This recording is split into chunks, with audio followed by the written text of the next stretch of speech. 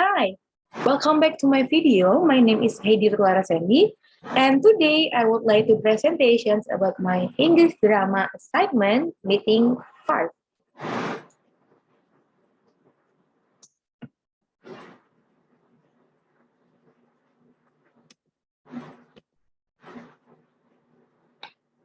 Okay, the first I would like to presentations about the Endgame by Samuel Beckett. As you guys can see, this is the diagram of plot of this play, and this is the cover of the Endgame and Act Without Words by Samuel Beckett. And then part B, the character.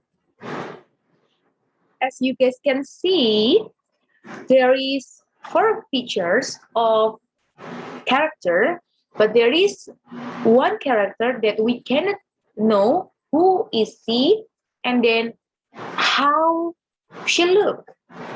So let me tell you guys one by one about the character. The first I would like to presentations, I would like to describe about Ham. Ham is an old blind man who is unable to move from his wheeled armchair, which sits at the center of a room with 2 high windows. A cantankerous man whose mind rarely settles on one topic for very long. Ham lives with his caretaker or his servant, Cloth, and his 2 elderly parents, Mac and Mel, his mother, both of whom he keeps in trash cans next to his chair. And then the second is Cloth. Cloth is a young man that unable to sit down. Cloth is Ham's caretaker or Ham's family servant. Although he spends most of his time conversing with Ham, Neck, and Nell, Cloth sometimes goes into the kitchen to be alone. He seemingly wants to spend his time as much to be alone. And then the third is Neck. Neck is Ham's father's. Neck is an elderly man who lost his leg years ago in the tandem bike riding accident with his wife Nell. Neck lives in a trash can that remains stationed next to Ham's chair. He periodically pops his head out of this trash can to listen and converse with Ham and Cloth, depending on them to feed him pop, a kind of mush, or a biscuit. And then the fourth is Nell. Nell is along with her husband, Neck. Nell lost her legs in the tandem bike riding accident many years ago with his husband, Neck. Now she lives in a trash can that sits next to Ham's chairs. When she pokes her head out of the bin, she talks to Neck and Ham, indulging him to try to kiss his husband, even though she knows they won't be able to reach each other from their separates in trash cans. And then the fifth is Mother Peck. Mother Peck is a woman who never appears on the stage. Mother Peck is somebody who Cloth and Ham reversed several times in the play. According to Cloth, Mother Peck died of darkness because Ham refused to give her oil for her lamp. Ham, for his part, claims he didn't have any oil to spare, but Cloth doesn't believe him. Okay, so the genre of this play is tragic comedy. The play is undoubtedly and undeniable a tragedy. There is no getting around it. It takes place after the end of the world. Everyone is dead except for four characters that are incredibly cruel to each other. There is, in fact, very little hope in the play. Beckett has imagined a situation in which things are already as bad as they can possibly get. What is more, the play ends on an ambiguous note. It's not even a decided tragedy. If Clove leaves Ham, then Ham and Ned will die, and Clove will too. Out on his own, if Clove stays, then he simply continues to give in to the master who treats him so poorly. He simply prolongs their deaths as little longer.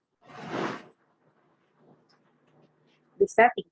The setting of this play is in Ham's house post-apocalypse. In Endgame, Ham's room is the stage within a stage.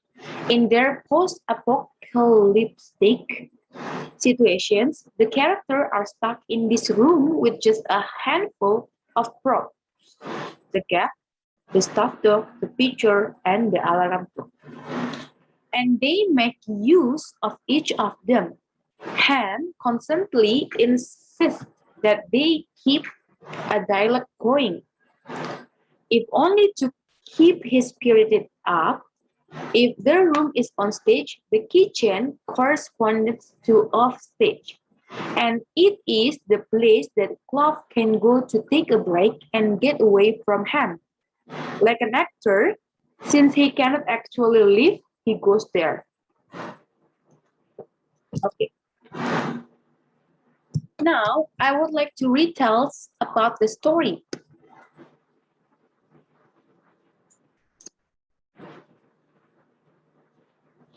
Endgame.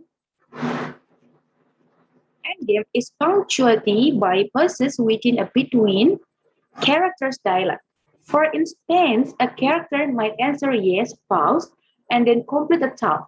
The pauses are part of the stage directions and underscores the painful natures of the characters' interaction.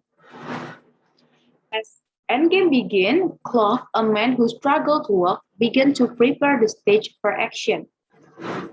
In an orchestrated series of moves, he fetches a ladder so he can reach two windows and pull back the curtain. He then removes a sheet from the trash bin and another sheet covering a sleeping man in a chair on wheels.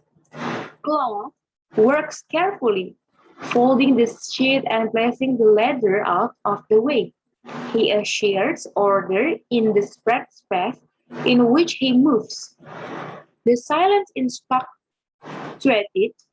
his occasions brief laugh, which seems anything but funny. Once his preparations are complete, he faces the audience and utters the play's first line. Finish, it finished, although the play has just begun. After Clove exits, Ham, the man in the chair, awakens and removes a bloody handkerchief from his face, revealing black glasses that signal has blinded. His opening soliloquy makes clear he considers himself an actor and has a grandiose sense of himself. He blows a whistle to summon Clove, and the nature of the relationship becomes clear. Clove dares to serve Ham, and Ham first line to Clove. You pull up the air, shows Ham in the cruel master. Ham and Clove converse in brief sentence focusing on their physical discomforts. Ham cannot stand and Clove cannot sit. Ham tries Yanni over Cloves and conflicted ideas about whether Cloves should stay with Ham or leave him.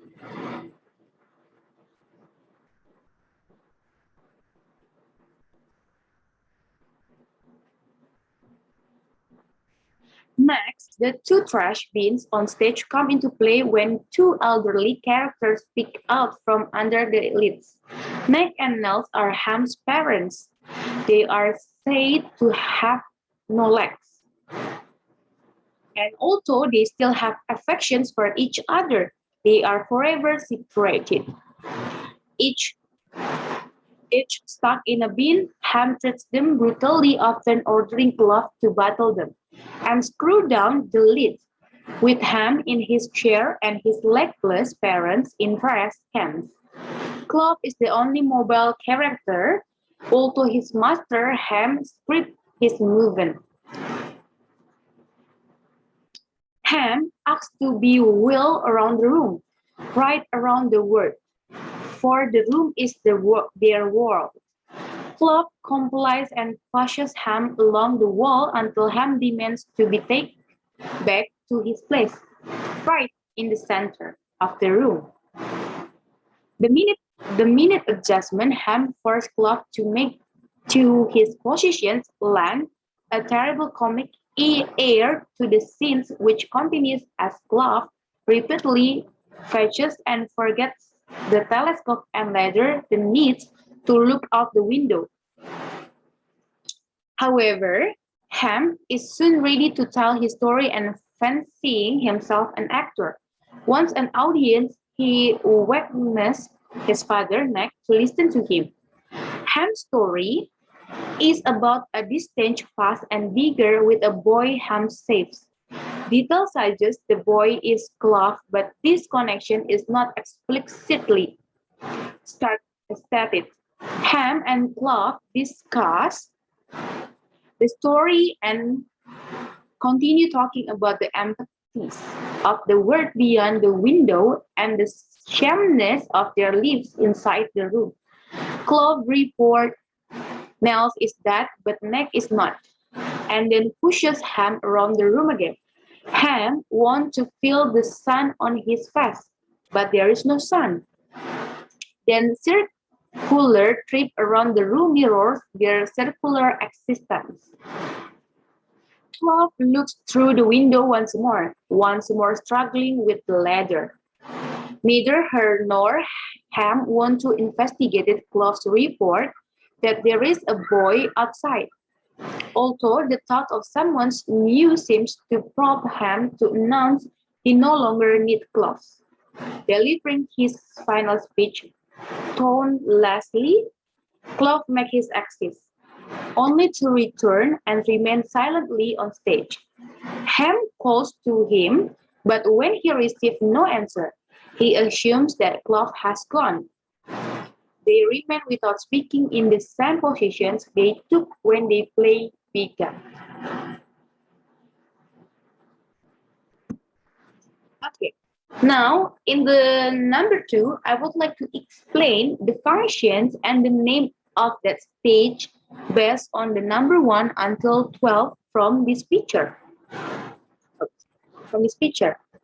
The first is light rail. A right lay is the pole where light hangs from that can move up and down by a pull system, can be above the stage and in front of the stage, and there may be several in both areas. Number 2, acting area. Acting area provides a place of visibility and audibility. Number 3, flat.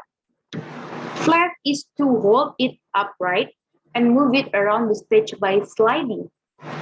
Number 4, wing. Wing is the side areas of the backstage.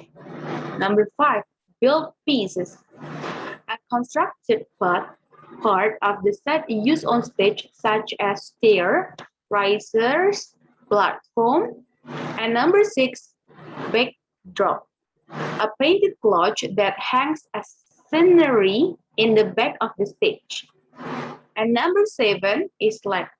Leg is curtain on the side of the stage. They are movable and are meant to hide the wings. Number 8, grand drape. Grand drape is the front curtain.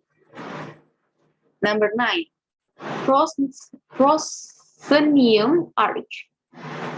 This is the picture frames of the proscenium stage. The grand drape hangs behind it. Number 10, setting line. Setting line is imaginary line running across the width of the stage. And the number 11, apron, the part of the stage that in front of the proscenium often curve. Number 12, auditorium. Auditorium provides visibility, audibility, comfort, and safety for the audience. So, thank you so much for listening me and see you in the other video. Bye-bye.